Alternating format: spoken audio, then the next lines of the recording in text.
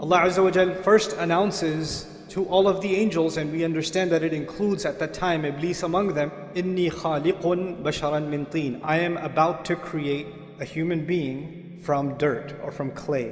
When he's saying this, he has not made Adam yet.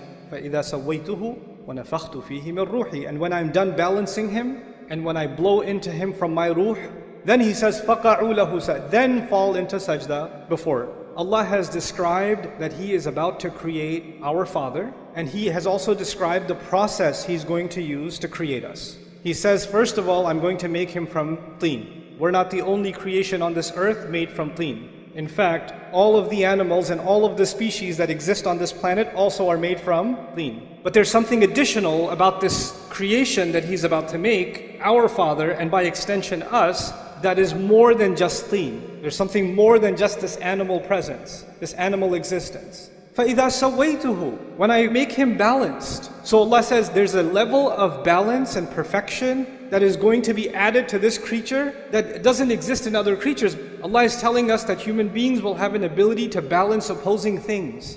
They're going to have the ability, for example, to balance their individual needs with the needs of their family. They're going to balance their personal responsibilities with social responsibilities. They're going to balance their rights and their responsibilities. The balance is actually between our impulses, our emotions, and our thought process. So let me explain what that means. When a hungry dog sees something, it goes and it bites it.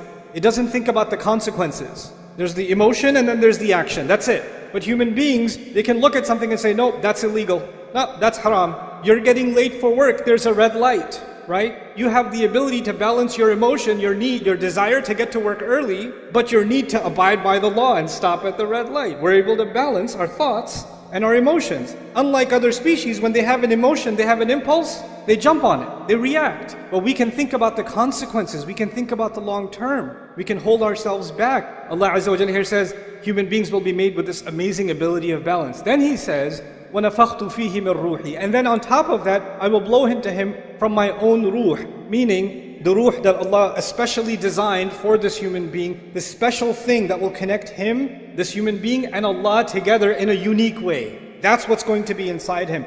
So this ruh is inside him, unlike other animals and other species. There's a special kind of thing, a special kind of light inside this human being. So he's made up of these three things. He's made up of dirt, and he's made up of this balance, and he's made up of this ruh.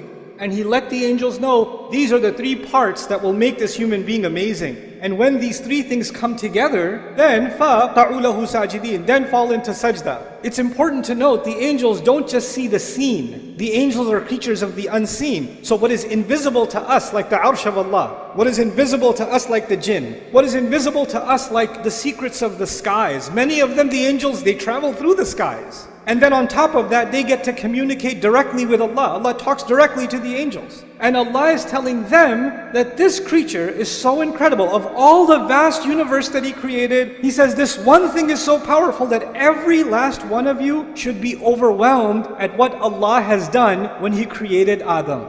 That you should fall into sajda. فَسَجَدَ الْمَلَائِكَ كُلُّهُمْ أَجْمَعُونَ. All of them, all together fell into sajda. How big of a deal is the creation of Adam alayhi salam? So now, this announcement is made. And Iblis, we know, heard this announcement also. And if Iblis heard this announcement, he also knows that Adam is made up of three things. But we know that when, Allah tells us that when he refused to do sajda, he turns to Allah. He doesn't say, خَلَقْتَنِي مِن نَارٍ وَخَلَقْتَهُ مِن طِينٍ وَسَوَّيْتَهُ وَنَفَخْتَ فِيهِ مِن رُوحِكَ. He doesn't say that. He says, you made me from fire, you made him from dirt. That's just one of those three things, isn't it? There's two more things. And He knows about those two other things. He knows about the taswiyah, the balance of the human being. He also knows about the ruh that is inside the human being. But when he complains to Allah that you made him from dirt, he pretends that he doesn't know about those other two things. But he does. He fully knows. When he denies these other two things, he knows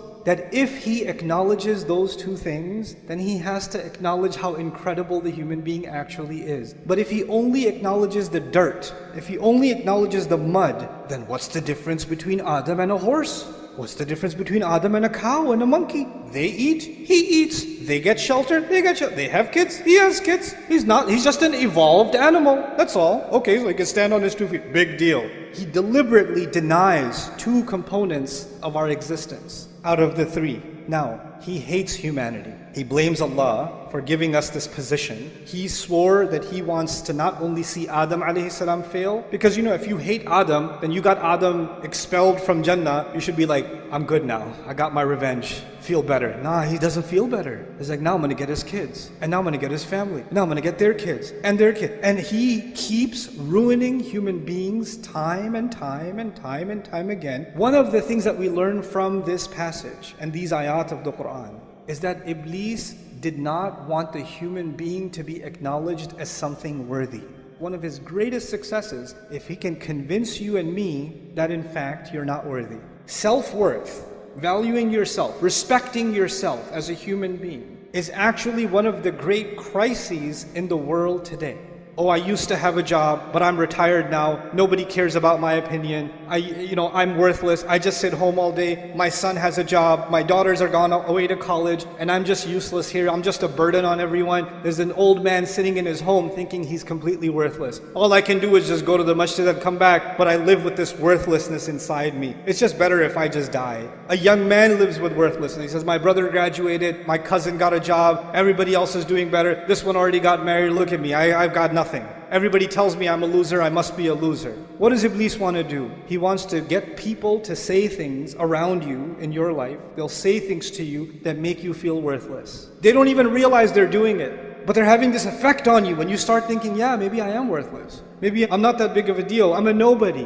Once you develop low self-esteem, you don't value yourself, then you're always thinking the only way I will be valued is if somebody else values me. If somebody else approves, then I have value. So I'm gonna take a picture of myself. I'm gonna make sure I change all the filters enough times, and then I'm gonna post it online, and I'm gonna wait for somebody to do this, or somebody to put one of these, or at least a mashallah or something. Give me something, because if somebody gives me, I have some value. Okay, now what do I gotta do? I need more value, because I'm worthless again. I haven't posted in 2 days. I need to get back on. I need to feel valued again. When you don't have enough value for yourself, you're always looking for value from where? Somewhere else. Someone else. Always looking for somebody else's approval. Always looking for somebody else's compliment. You didn't say anything. What do you think? What do you think I should do? What do you think of this? What do you think of that? Constantly asking for somebody else's opinion. Because without it, you're worthless. When you have low self-esteem, then you can't deal with any of your rights. Like, people can walk all over you, they can humiliate you, and in your head you're like, yeah, I deserve it, I'm scum anyway. What's even better is Iblis comes to those in your life sometimes and he says, hey, say this to him. Say, you know what? I know I treat you like a dog, but you deserve worse than that. So you should be happy that I even treat you this much. And you hear that enough times, and what happens? You start internalizing it. Because human beings, even if you reject something at first, if you hear it enough times, you start getting influenced by that. You start seeing yourself that way. When you start developing this is a great victory of Shaytan, because Shaytan says, that's what I was saying, man. That's exactly what I was saying, just dirt. Look at him. What ballads, what ruh. And what does Allah do? Before you and I even came on this earth, because of what our Father was given, which we have been given, the creation of our bodies, then on top of that the taswiyah, and on top of that the ruh. He gave us an honor above all of Allah's creation, and all of Allah's creation see us as a miracle of Allah, worthy of all the angels falling into sajda, in awe of what Allah has done. So now the angels in the heavens are impressed with you, and you're not impressed with yourself. You think you're worthless. But this is one side of the equation, that we value ourselves. But Iblis, he's got multiple tactics. One subject that keeps coming up is self-love, self-worth, self-esteem, which is what I'm talking about too, but you can take that too far. You're amazing. You're the best. Believe in yourself. You.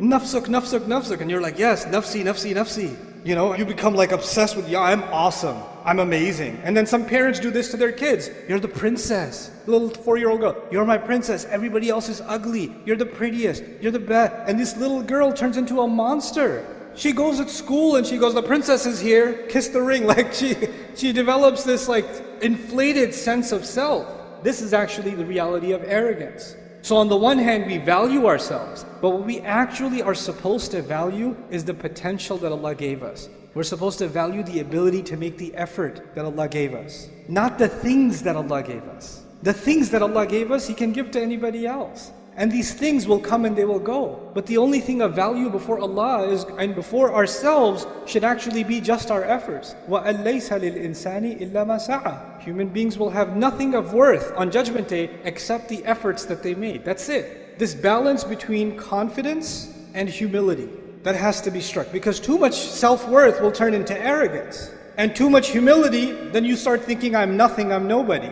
And that's what Allah Azza wa Jal defined as one of the most amazing qualities that human beings have. There's this spiritual and there's this material.